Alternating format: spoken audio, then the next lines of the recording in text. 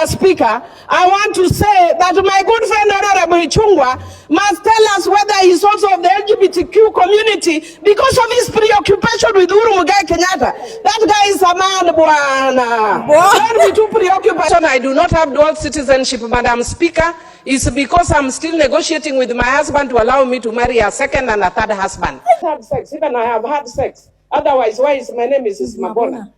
But you cannot use, even today I've had.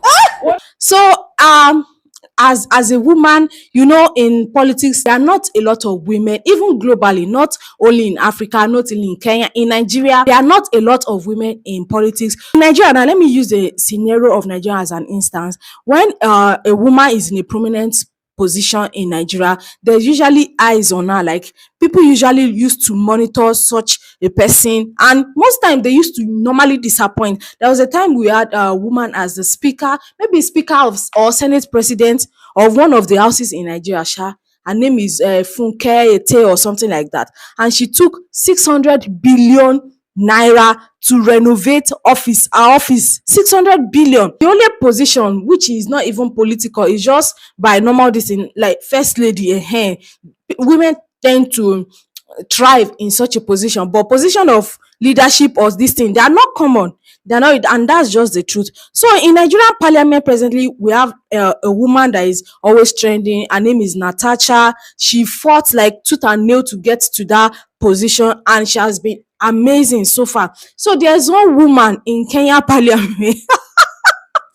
There's one woman in Kenya parliament that her video has gone viral. Her clips has gone viral in Nigeria. Nigerian girls used to look at her like, if a Nigerian woman can be as bold as this woman, like, we are going to move mountains and do stuff like that. A lot of things that she will even say. Is it that you people don't televise your plenary section or your the process of passing of the bills? Because if you televise it now, she knows that a lot of people are watching her, maybe at home. Maybe she will caution what some of the things she has to say, or she would say it somehow because she doesn't really care. She doesn't really bother. She just says it as if this woman, what is her name? Mrs. Mabona. She's very strong. She's very brave. Is she still a serving MP or she's a senator? Please clarify that for me in the comment section. I'm going to start by playing our first viral video that went viral. Even before I saw the clip during the protest, I was like, which parliament is this woman talking? Which parliament is that? And she's just so fearless, and she's a comedian.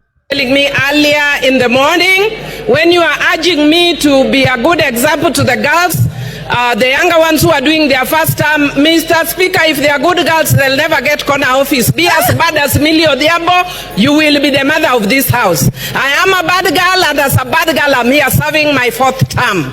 So do not be cheated like the African culture where you are told have decorum, dress nicely, be kind, be nice. I'm telling you, you will go nowhere. Be a bad girl like me and you'll get somewhere. Mr. Speaker, having... Normally now, they're supposed to clap for her. Like, round of applause for Mrs. Mabona. She said, good girls don't get you anywhere. They'll be a bad girl. Not really bad girl in maybe doing nonsense or something. If I try to understand what she's getting at, maybe bad girl in insisting on what you want and standing on just being brave.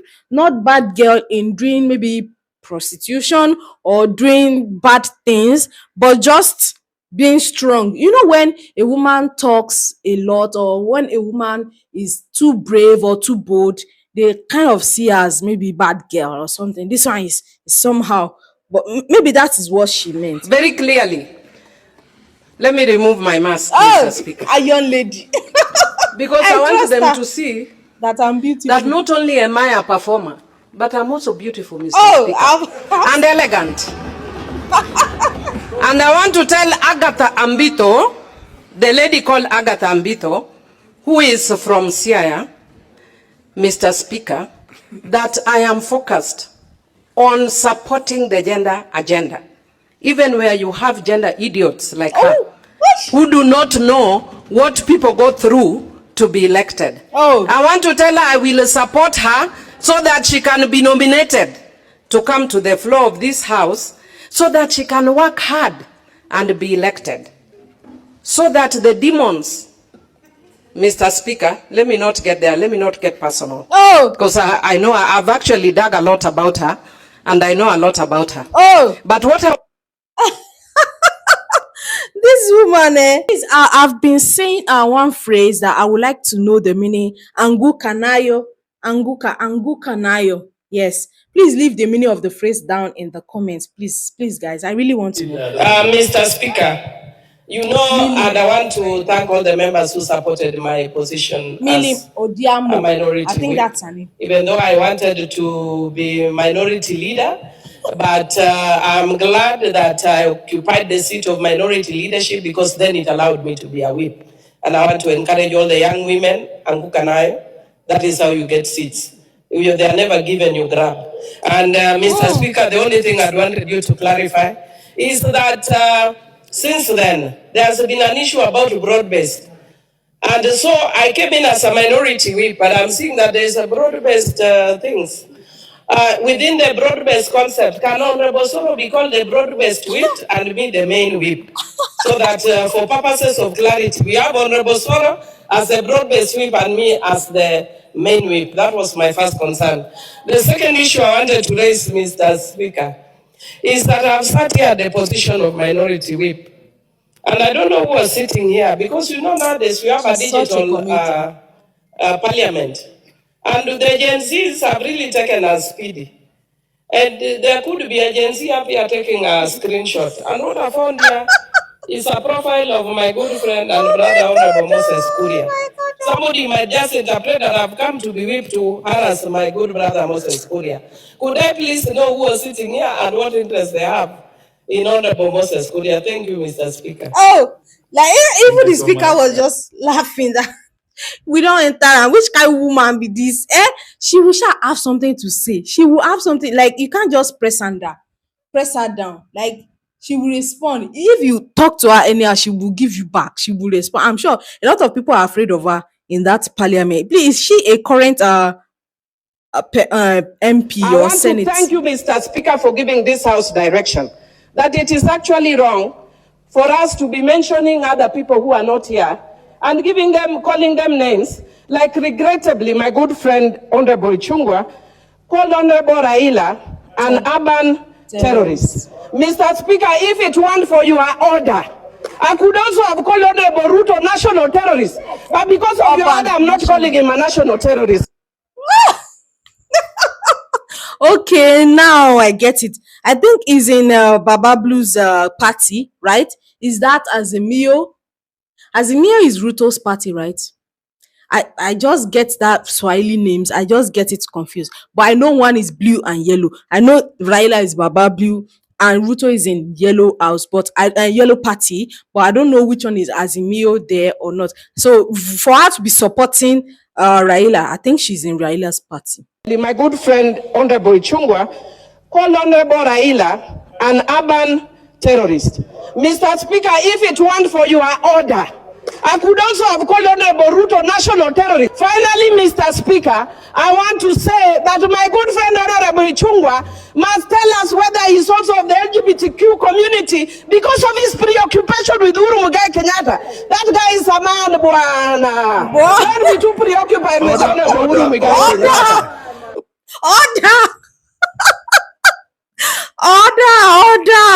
Order is okay. Nigeria will say off your mic. She's just so funny. I could just sit down and listen to her and just laugh and laugh. I'm like, who is this woman that is just pressing their neck in that place? Who is this woman? My husband is Zimbabwean, and I do not have dual citizenship. And the reason I do not have dual citizenship, Madam Speaker, is because I'm still negotiating with my husband to allow me to marry a second and a third husband, like men have. And when he allows me, I will come and change the law. And if I change the law, then I will declare my dual citizenship or triple. Because these men can sit here and judge us as women and tell us to declare citizenship. Some of them are married to Ugandans, some of them are married to Eritreans, some of them are married in Somalia and Tanzania and the US. But they are not telling us to declare. We are not telling them to declare their innocence. Don't joke with us. See the way I'm looking at her. Like, she's so strong. She has a very strong personality. I wonder how I'm sure her husband must be used to this kind of personality, how she is. Like, she's just so funny, and the way she talks, her accent, everything. It just this is the last one, guys. This is the last one, and this is the funniest. Like, I just imagine, how can this woman say this thing on national TV? So something that the thing is already trending now. Like, she doesn't even have a filter. She just says it as it is. Very funny woman. Us as women leaders, we are being targeted. And we want to be quiet because of 1, 2, 3 reasons. And please excuse me as women, because I know we had agreed that we will not talk about this. We cannot be treating women like they are the ones who came up with the sex, like they are the ones who invented sex. And I want to tell women who are shaming and victimizing another woman who is already a victim, and you are trying to victimize and taking a moral high ground. Shame on you. Shame on you. Who hasn't had sex? Even I have had sex. Otherwise, why is my name is Mabona? But you cannot use, even today I've had. What is the big deal if I've had? Oh my God, oh my days, oh my days. This Mrs. Babona, eh? Oh God, I'm almost crying. This woman, she's just a comic relief in that house. I hope they take her serious, because most of the time she talks about serious issue. It's just that she says it in a light-hearted way that you might even laugh over and forget what she was saying. But if I tell you that she has a strong personality, and if I heard her correctly, she said this is her 4th term. So that means our people like her. And it's so amazing to see. This is the end of today's video. Thank you so much for watching, and see you guys. Leave all your comments down in the comment section. Let me remind you to not forget to subscribe to my channel. See you guys in my next one. I have been sexually violated in this house, Chair, and no action was taken, even though when somebody undresses me in this house, that is sexual violence, Mr. Speaker. You don't touch my panty. You are not Mr. Mabona. That is sexual violence. Those are the things that we are hoping that they provide on the standing orders. Is it a P box? Is it undressed or addressed? Sorry. Chair, I am not talking about P.O. Box. Chair, you know that I already addressed a letter to you complaining that when I was in this house, there are male members who tried to remove my dress. One pulled my panty and tore my panty, which I have kept for historical reasons, because it was an embarrassing moment.